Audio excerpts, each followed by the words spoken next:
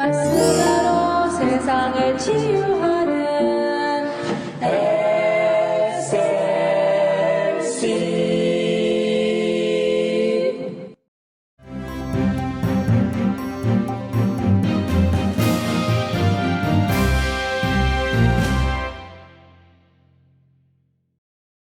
할렐루야, 여러분 안녕하십니까? 창세기 성경 강해를 진행하고 있는 이영희 목사입니다. 오늘은 창세기 21장 1절에서부터 21절까지의 말씀을 본문으로 해서 40번째 강의로서 이삭과 이스마엘에 대해서 말씀을 공부하고자 합니다. 우리가 창세기 21장을 읽게 되면 창세기 21장은 세 구분이 되는 것을 보게 됩니다.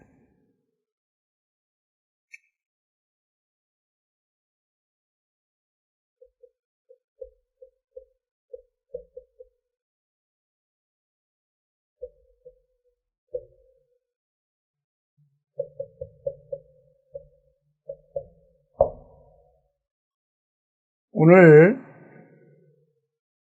40강을 하게는 됩니다만 이 내용은 창세기 21장에 있는 내용인데 창세기 21장은 크게 세 구분이 됩니다. 그 첫째는 1절에서부터 7절까지 이삭의 출생입니다. 그리고 8절에서부터 13절까지는 하갈과 이스마엘이 쫓겨난 아브라함의 집에서부터 쫓겨나는 것이요. 그리고 마지막 부분은 14절에서부터 34절까지 이것은 이제 아브람과 아비멜렉과의 언약입니다. 아브람과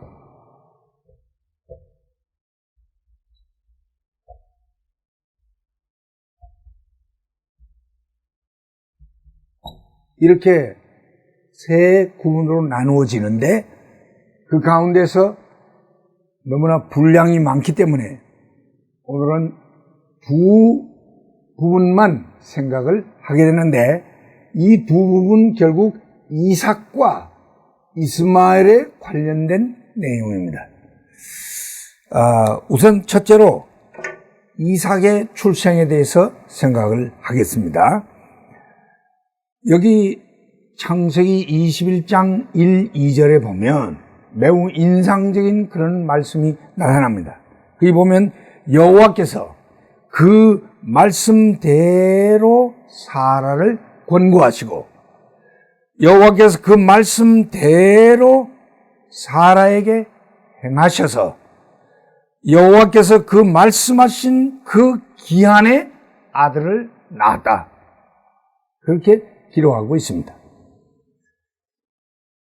그냥 간단하게 이삭이 태어났다, 출생했다 하면 끝날 텐데 여기에 세 번이나 동일한 그런 표현으로서 여호와께서 그 말씀대로 사라를 권고하시고 그 말씀대로 사라에게 행하셔서 그 말씀하신 대로 그 기한이 될 때에 아들을 얻게 되었다. 이렇게 기록을 하고 있습니다. 말씀대로.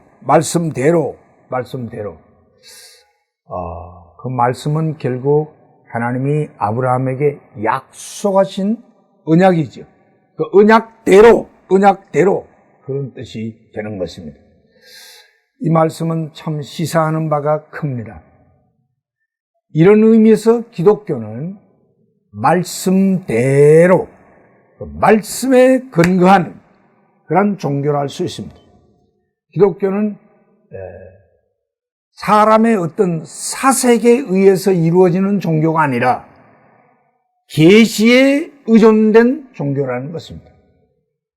성경 말씀에 근거한 그런 종교라는 것이죠. 그러므로 이 기독교에서 이 말씀을 빼버리면 아무것도 남는 것이 없는 것입니다. 철저하게 기독교는 말씀 위에 세워진 종교라는 것이죠. 그래서 하나님이 말씀하심으로 천지가 창조되고 그 말씀에 의해서 모든 것이 진행되는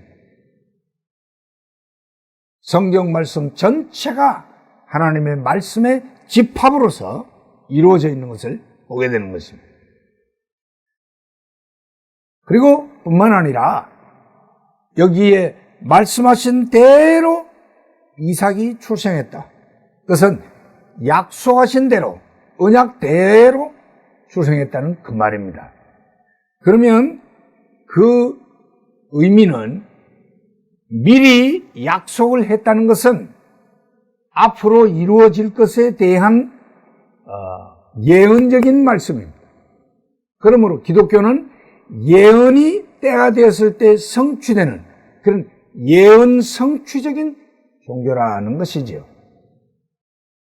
그러므로 우리는 여기서 말씀하신 대로라는 이 표현을 참 깊이 마음에 간수할 수밖에 없는데, 우리가 신약에 가면은 예수님이 태어나시는 것도 말씀하신 대로 태어나게 되고, 예수님이 죽으시는 것도 말씀하신 대로 죽으시게 되고, 예수님이 부활하시는 것도 말씀하신 대로 부활하시게 되는 이런 아주 특이한 모습을 보게 된다는 것입니다.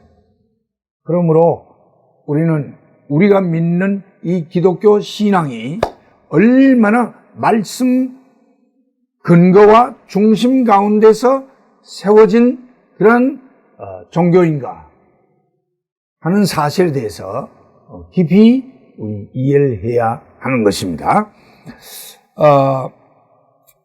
그리고 또 한 가지 우리가 기억할 것은 여기에 하나님이 말씀하신 그 기한에 아들을 낳았다고 그랬어요. 그러면 사실 아브라함은 아들이 주어지기를 얼마나 기다렸는지 모릅니다.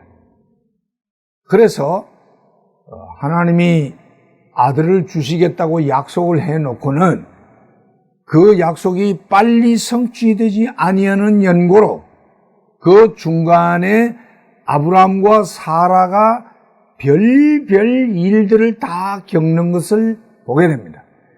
여종을 취해서 그 여종을 통해서 아들을 얻고자 하는 그런 눈물겨운 노력도 했던 것을 보게 됩니다. 그것은 하나님의 방법이 아닌 인간적인 방법이었습니다만은 그만큼 이 아브라함 내외에 있어서는 아들을 얻는다는 일이 얼마나 절실한 일이었는지 모릅니다. 그런데 그들에게 있어서 아들이 주어지는 것이 그렇게 절실했음에도 불구하고 하나님은 하나님의 때가 되기까지 그 일을 이루지 않았습니다. 10년이 지나고 20년이 지나고 드디어 약속하신 지 25년이 지나 아브라함이 딱 100세 되었을 그때에 드디어 하나님이 정하신 하나님의 때에 아들이 나게 되었다는 것입니다. 이와 마찬가지로 우리도 우리 생각에는 이것이 빨리 이루어졌으면 좋겠다. 빨리 해결이 됐으면 좋겠다. 그래서 우리가 원하는 그 시간에 이루어지기를 바라고 원합니다만은, 그러나 하나님은 그렇지 않습니다. 하나님은 언제나 하나님이 원하시고 하나님이 정하신 하나님의 때에 하나님의 일을 이루신다는 것이죠. 그러므로 우리는 하나님의 때를 기다릴 줄 아는 그런 지혜가 있어야 하고 인내가 있어야 하는 것입니다. 잠잠히 기다릴 줄 아는 그런 신앙이 필요하다는 것을 오늘 본문을 통해서 깨닫게 되는 것입니다. 자, 그리고 오늘 본문에서 또 한 가지 참 눈에 띄는 것은 아들을 낳고 그 이름을 이삭이라고 해라. 그래서 이삭으로 지었습니다. 그리고 사라는 말하기를 여호와께서 나로 웃게 하셨다. 하나님께서 나를 웃도록 하셨다. 이삭이라는 이름 그 자체가 이스하크라는 말은 웃는다는 뜻입니다. 오늘 본문에는 하나님이 웃게 만들어주시는 하나님으로 나타나 있습니다. 지금까지 아들이 없음으로 말미암아 웃을 수가 없었던 사라가 이제는 웃을 수 있는 그런 인생으로 하나님이 바꾸어 주셨습니다. 웃도록 만들어 주셨습니다. 정말 웃을 수 없는 그런 슬픔과 근심과 절망과 낙심 가운데 있는 그런 인생을 환하게 행복하게 웃을 수 있도록 만들어주시는 그런 하나님이라는 것이죠. 그렇습니다. 가나의 혼인잔치가 열렸는데요. 요한복음 2장에 보면은 가나의 혼인잔치가 있었습니다. 예수님이 어머님을 모시고 제자들과 함께 참석했습니다. 그런데 그 집에 포도주가 떨어졌다고 그랬습니다. 여러분, 잔치집은 즐거워하는 일이 있는 경사스러운 집입니다. 그런데 포도주가 떨어졌어요. 그러면 그 집에 웃음이 있을 수 있습니까? 잔치집에 포도주가 떨어졌으니 웃을 수가 없죠. 그런데 예수님께서 그 포도주가 떨어진 집에 물을 포도주로 바꿈으로 말미암아 웃음을 선사하셨습니다. 웃게 만들어 주셨습니다. 그렇습니다. 하나님은 웃게 하시는 하나님이십니다. 이스라엘이 홍해를 건너 광야로 들어왔을 때 그들은 목이 말라 정말 갈증으로 고통했습니다. 그때에 웅덩이를 만났는데 그 물은 마라라는 이름을 가진 물이었습니다. 마라라는 말은 쓰다는 뜻입니다. 쓴 물이었습니다. 동물이었습니다. 마실 수 없는 물이었어요. 그런데 하나님께서 모세를 명하여 나뭇가지를 꺾어 그 물에 던져 넣었을 때에 그 마라의 쓴 물이 단물로 바뀌었다고 그랬습니다. 온 백성이 그 단물을 마셨습니다. 하나님은 쓴 물을 단물로 바꾸시는 분이에요. 웃을 수 없는 인생들을 웃도록 만들어주시는 것이었습니다. 나오미가 베들레헴을 떠나 모압으로 내려갔다가 남편도 두 아들도 다 죽고 난 다음 며느리 룻만 데리고 다시금 베들레헴으로 돌아왔습니다. 그때 마을 사람이 뛰어나오면서 이게 누구냐? 나오미가 아니냐? 할 때 나오미가 하는 말이 나를 나오미라고 부르지 말아라. 나를 마라라고 불러라. 왜? 내가 풍족한 손에 들고 많은 재산 들고 모압 땅으로 갔지만 재산 다 날리고 남편 죽고 아들들 다 죽고 이제 빈 털터리가 되어서 쓰디쓴 마라의 인생으로 나는 돌아왔다. 그런 뜻이지요.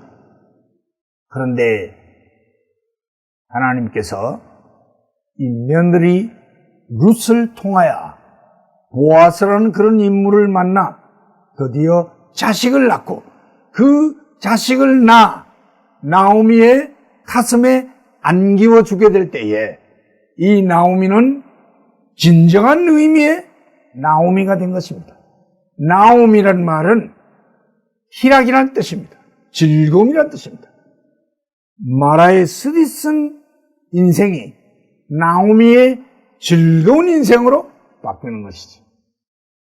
하나님은 아브라함과 사라에게 이삭을 통하여 웃음을 안겨주시는 하나님으로 나타나고 있습니다. 자, 이제 둘째 부분을 보겠습니다. 둘째 부분은 8절에서 21절에 나타나는 바 하갈과 이스마엘이 아브라함의 집에서 쫓겨나는 그런 내용이 나타나고 있습니다. 자, 이삭이 태어나 드디어 젖을 떼는 그런 시간이 되었을 때에 아브라함이 연회를 베풀었습니다. 젖떼는 그런 기념으로 큰 잔치를 베풀었는데 그 잔치 때에 먼저 태어나서 상당히 큰 이 이스마엘이 그 동생에 해당되는 이삭을 희롱했다고 그랬습니다. 영어로는 scoffing이라 아주 놀려먹고 아주 비웃고 괴롭히는 그런 모습을 사라가 보게 됐습니다.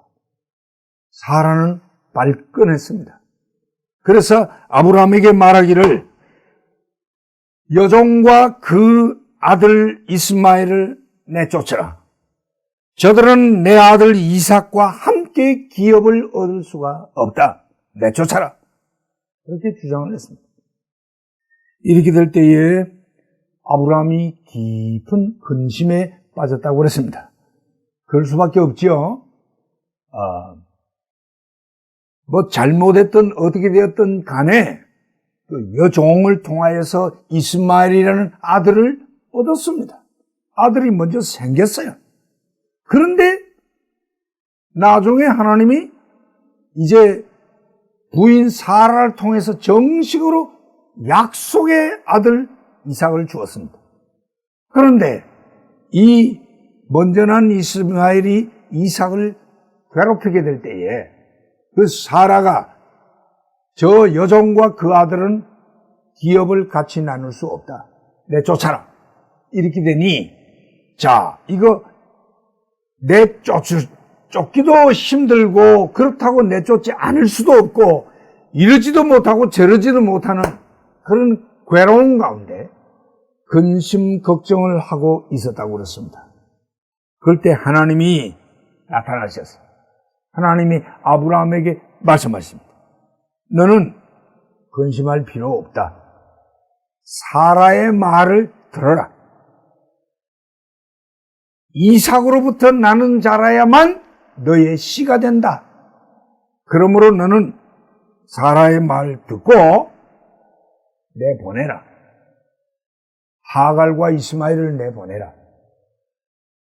그렇다고 내가 그들을 버리는 게 아니라 내가 그들로도 큰 민족을 이루게 하리라 하면서 하나님이 지시했습니다. 그러니까 이 아브라함이 하나님의 그 말씀을 듣고 아침 일찍이 떡과 물 한 부대를 어깨에 메워 그들을 내보냈습니다. 그러나 떠난 지 얼마 못 되어 부엘세바 광야에서 방황하며 헤매다가 물이 다 떨어져 목이 말라 죽어가는 지경에 하갈이 아들이 목말라 죽어가는 걸 볼 때에 방성대곡을 하면서 울부짖을 때에 하늘의 하나님이 들으시고 천사가 내려와서 하갈아 무슨 일이냐 두려워 말아라. 하나님이 아이의 소리를 들으셨으니 일어나 아이의 손을 붙들어라. 내가 그로 큰 민족을 이루게 하리라. 그렇게 말씀했습니다. 그리고 하갈의 눈을 밝혀 샘물을 보게 하셨고 드디어 가죽 부대에 물을 채워 아이에게 마시게 함으로 살게 했다고 했습니다. 하나님이 이 아이와 함께 해서 마침내 이 이스마엘이 장성하게 되고 광야에 거하면서 활 쏘는 자가 되었고 파란 광야에 거하면서 애굽 여자를 취하여 드디어 민족을 이루는 자리에 나갔다고 그랬습니다. 이것이 오늘 본문의 내용인데요. 이 가운데서 우리가 중요한 몇 가지를 생각을 해야 합니다. 그 첫째는 뭐냐면 불신앙 가운데서 낳은 씨인 이스마엘은 신앙과 언약의 씨인 이삭과 함께 될 수가 없다는 것이었다. 이것이 본문의 중요한 진리입니다. 그러니까 이삭과 이스마엘은 같이 함께 기업을 나눌 수가 없다는 진리라는 것입니다.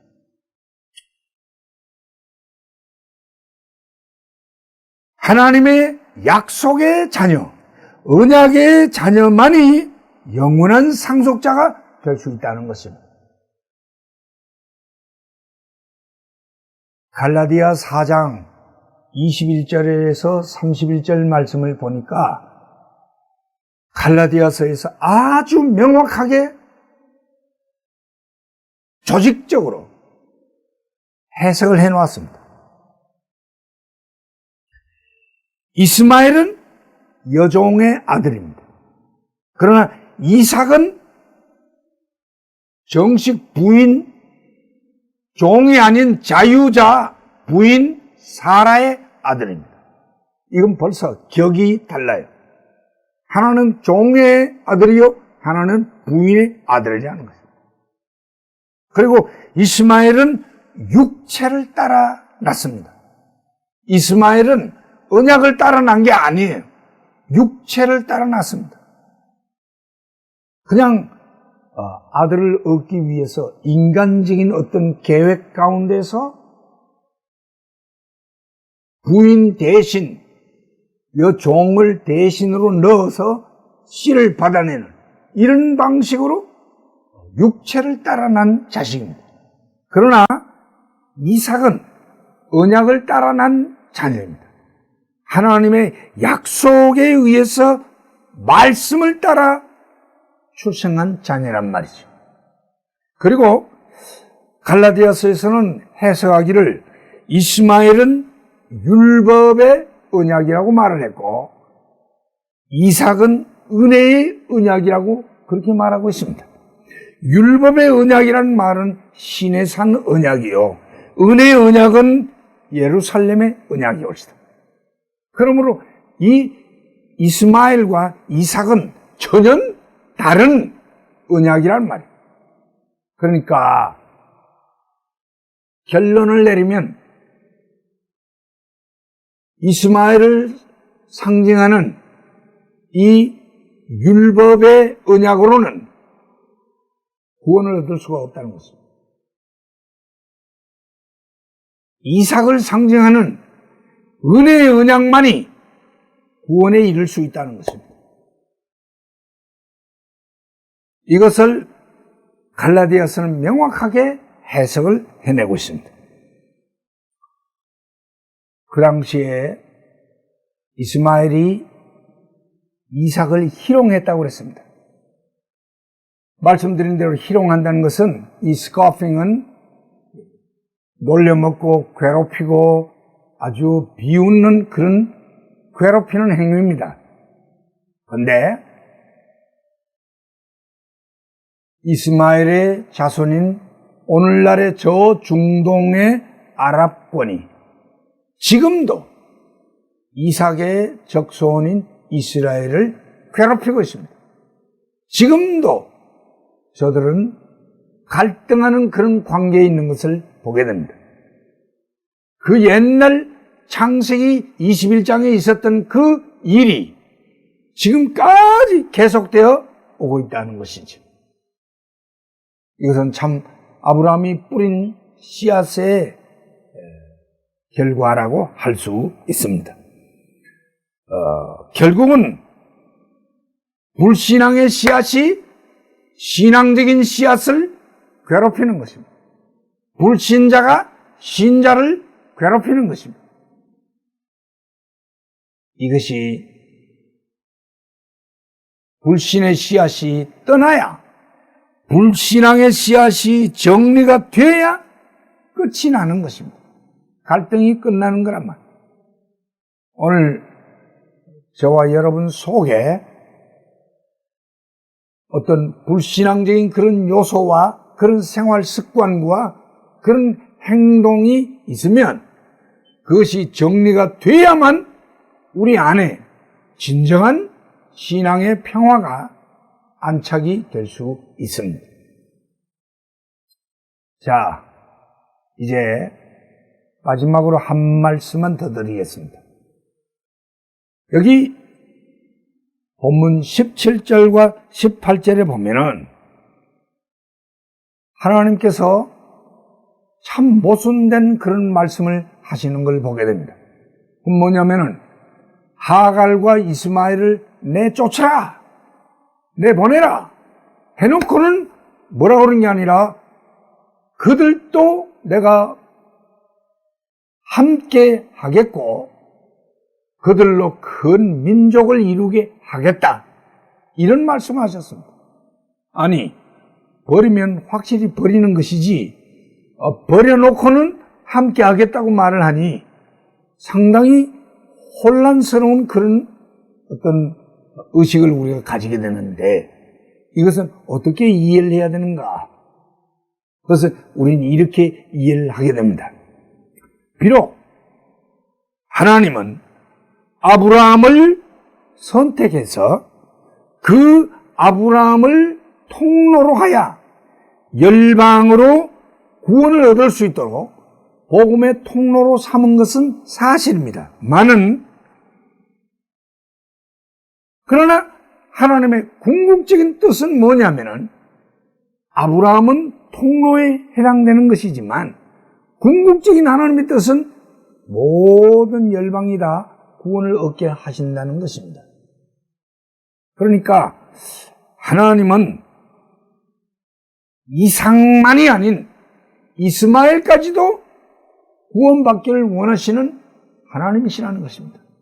그 아브라함이라는 통로를 통해서 많은 민족들이 다 구원을 받고 복을 받기를 원하신다는 것이죠. 이런 의미에서 우리가 아주 흑백 논리로 완전히 잘라서 단절을 하는 이런 것은 삼가해야 하는 것입니다. 그것은 오직 하나님에게 속한 문제라는 것이죠. 오늘 우리는 하나님의 이 전 세계적인 우주적인 이런 구원과 사랑의 모습을 기억하면서 온 민족이 주께로 돌아오는 이런 은혜의 역사를 기도해야 할 줄로 압니다. 아무쪼록 오늘 특별히 이스마엘과 이삭을 대조시킨 갈라디아서의 그 교훈을 잘 기억하면서 율법의 언약과 은혜의 언약의 이 차이가 무엇인가를 잘 이해할 수 있는 여러분이 되시기를 주의 이름으로 축원합니다. 할렐루야.